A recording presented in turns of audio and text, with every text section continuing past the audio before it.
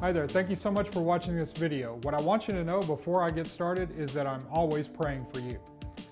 Every morning I pray for you not only to find these videos and to find them helpful, but also that God will speak to you through these videos. If you haven't guessed already, today's video is about prayer. Do you feel disconnected from God? Do you wonder what words you should say when you're praying? Are you feeling overwhelmed by the entire process of prayer? Well, if so, I've got news for you. Today, I'm going to guide you through the process of praying so that you will have a more fruitful prayer life. So what are some reasons you should pray? Well, first, it creates a sense of gratitude in you. As you pray, God will begin to fulfill your needs in those prayers. And the more He fulfills, it becomes a cycle where you become more grateful. And God instills that sense in you, that sense of well-being and that sense of being nurtured to give you that sense of gratitude. Because after all, God wants you to be grateful for what He gives you. God wants what's best for you. And what's even better, He knows what's best for you. If there was something you wanted to do, wouldn't you seek someone out that had knowledge or even expertise in that field in order to understand what it is you need to do to excel in that area? Well, God wants the same thing for you. And if you want to be a better Christian, there's no better source than that source. Life is pretty confusing. And I don't know about you, but when I try to figure things out on my own, sometimes I end up more confused than when I started. God is not the God of confusion. In fact, God wants order and clarity in everything. So when you pray, you're asking God to clarify things for you. And because this is something He wants for you, He's going to give you what you pray for in that area. The final reason is because you want to grow a closer relationship with God. The best way to grow any relationship is through communication. Counselors say it all the time. The best way to repair any relationship is through communication. So communicating with God is a must in order to grow your relationship with Him. And let's face it, what Christian doesn't want to be closer to God? Call to me, and I will answer you and tell you great and incomprehensible things you do not know. Jeremiah 33:3. So how then should you pray? Well, in Matthew 6, Jesus explains how every Christian should pray. Now, I'm going to break this down into sections so you know how to model your prayer after what He said. In Matthew 6:9, Jesus acknowledges the Father as being holy. Our Father in heaven, your name be honored as holy. Matthew 6:9. Now in verse 10, Jesus expresses a desire for God's will to be done on earth, just as it's done in heaven. Your kingdom come, your will be done on earth as it is in heaven. Matthew 6:10. Then verse 11, Jesus asks God for His provision and care. Give us today our daily bread. Matthew 6:11. Verse 12, Jesus asks for forgiveness of sins and clarifies that we are to forgive others for their sins. And forgive us our debts, as we have also forgiven our debtors. Matthew 6:12. Verse 13 holds both a request and a praise.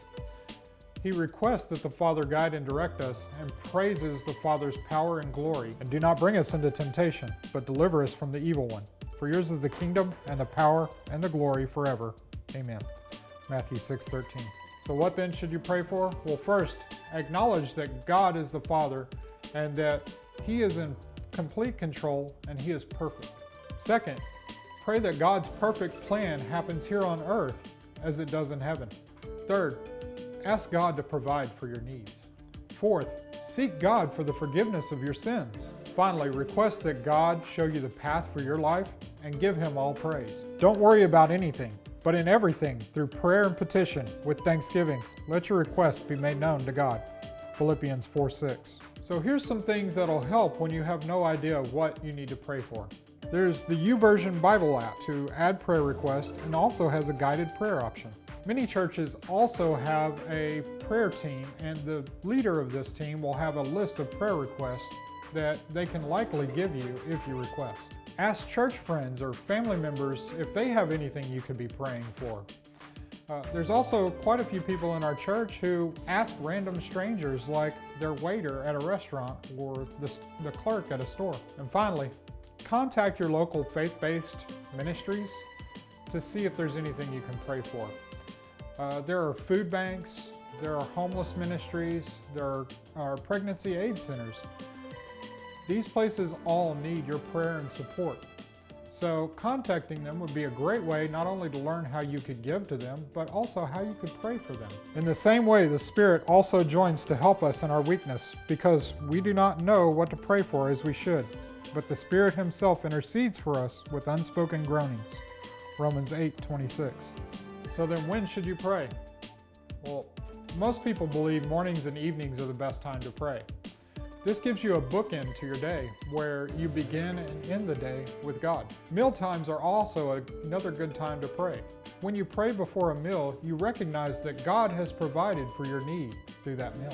When people you know or love are going through hard times, those are really good times to pray. It helps you share the load with them and also gives God the opportunity to act on their behalf.